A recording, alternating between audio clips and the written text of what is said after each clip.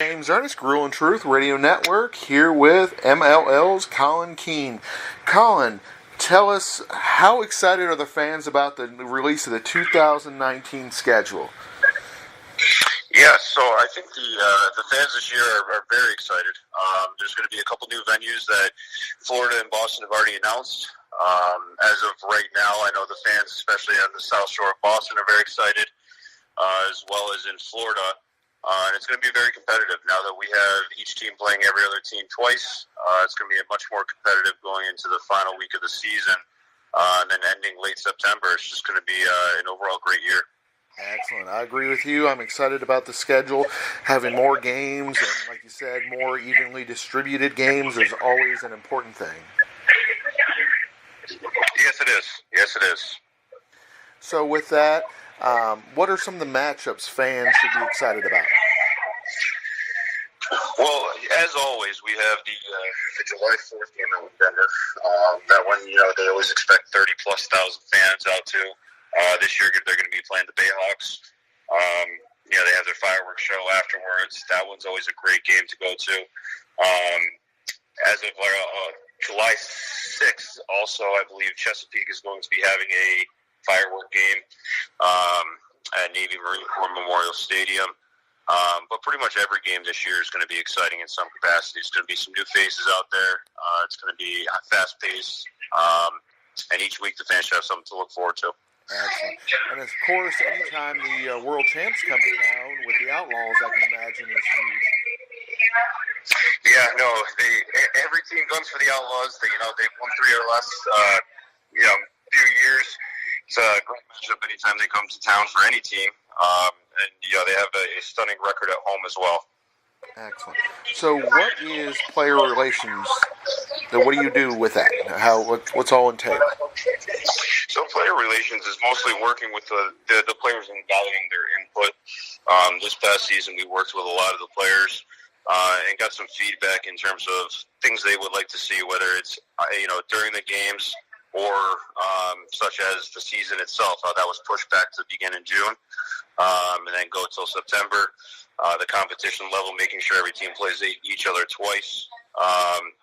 And then just trying to eliminate those Thursday games and those Friday games as much as possible, and make it, more feasible for these guys to come in and travel and compete on the weekends. So it sounds like your league really does care and listens to its players. Oh, 100%. That's something, ever since Commissioner Brown's come in, he's been great in terms of sitting down with the players. We had a couple meetings, recently. And our phones and emails are always open to the players anytime they want to reach out. We try to get back to them as soon as possible, and we do value their input.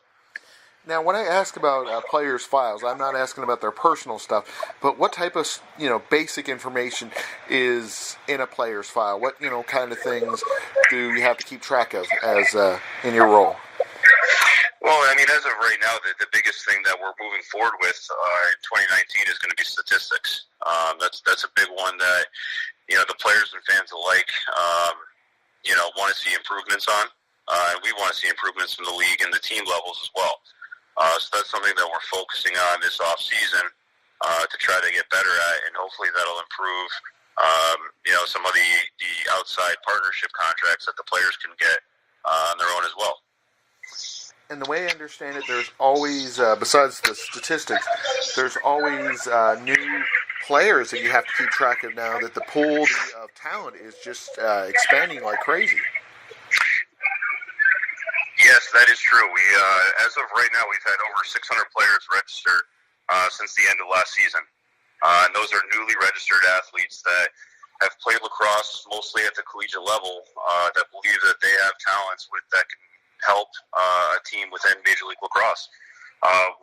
Teams are more than willing to give them a shot.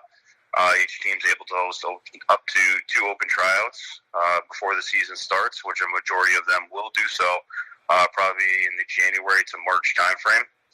So those players will be able to go out there, show the coaches what they can do, and hopefully try to make a spot for the 2020 season, 2019 season coming up. And with just how the MLL has expanded and has done such great things, international players out here are clamoring to join the league too. Yeah, I mean, we've seen that over the past few years. Callum Robinson from Australia was a name coming out of Stevenson there, and he had a major impact with the Blaze. And then we've seen Kaisuke Iwamoto out of Japan, most recently last year with Denver.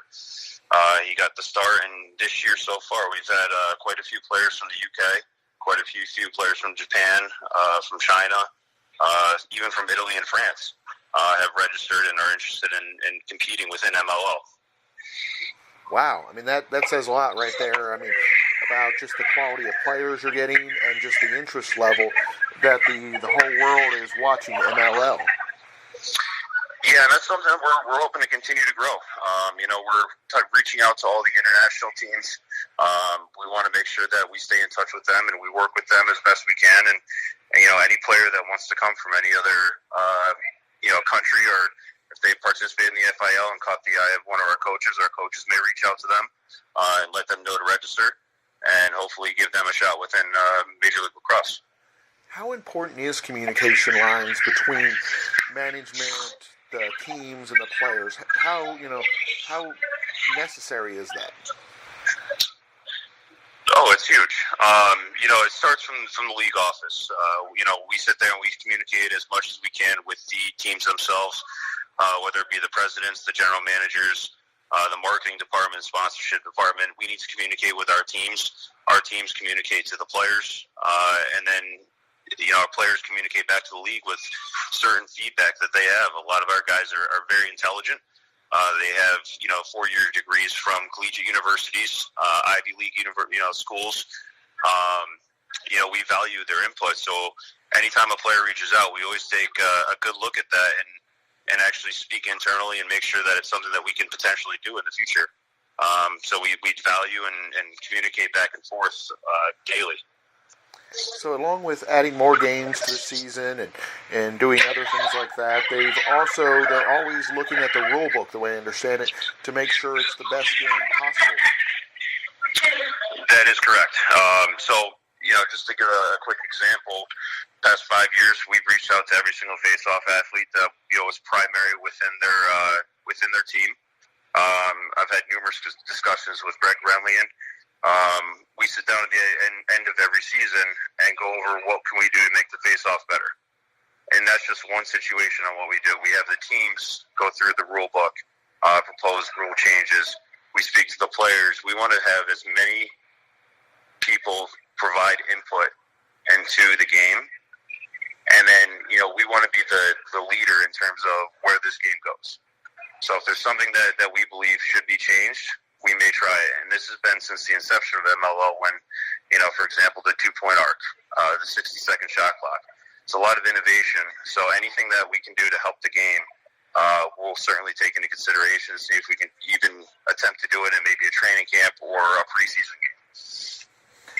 And then not that, people love talking about insurance, but the way I understand it, that the MLL is one of the better ones about having insurance options so their players, for health purposes, to keep their players healthy and well in the game. No, absolutely. We provide coverage for all of our players whenever they become injured. That's something that we feel we need to do, and is the right thing to do to keep these guys healthy. Every team has an athletic trainer right at the tip of their finger, and a lot of teams have strength and conditioning coaches, PT, and then in the off season, any training they can do to make sure they come into MLO 100%. And if they do get injured, what we can do to get them back on the field as quickly and healthy as possible. And then, of course, before I let you go, I want to talk about the extra fun parts about the MLL that you get to deal with, the All-Star Game, the playoffs, those type of things. Yeah, those are definitely some of the highlights every year. Starting with the collegiate draft that'll be coming up here in the next few months. And then moving into the All-Star Game, which we announced 3 years between Chesapeake, Atlanta, and Denver. And then Championship, which is going to be a fun event as it is every year. The All-Star Game is the highlight. You get 40 players on the field that are the best within professional lacrosse. It's fun for the fans. It's fun for the players. We try to do a lot more this year now that Buddy Rose has been hired as the director of events for MLL, and he's going to bring us to the next level. So we're very excited to see where that goes, and I'm very excited to see how things are already taking place. So it sounds like there's some great things going on. Obviously, the club's websites and the official team website are great places to find the schedule, I would assume. Yep, the schedule is posted on the MLO website. Teams are going to be announcing hopefully within the next week or two, the official game times and the start times for those. So keep a lookout on social media and the website for updated times. But the website is the ideal place to find those tickets for this year. And speaking of tickets, I'm guessing with the holidays coming up, this is the perfect time to buy tickets as presents for next year.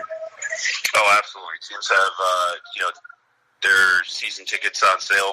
I've seen some teams that are posting them, $99 for all 8 games. That's something that you can't beat as a family-friendly event and something to do, with great entertainment value. Excellent. Well, we greatly appreciate you being on the show today, talking about the MLL and all the opportunities fans have to enjoy it. Great. Appreciate you having me, James. Thank you, Colin.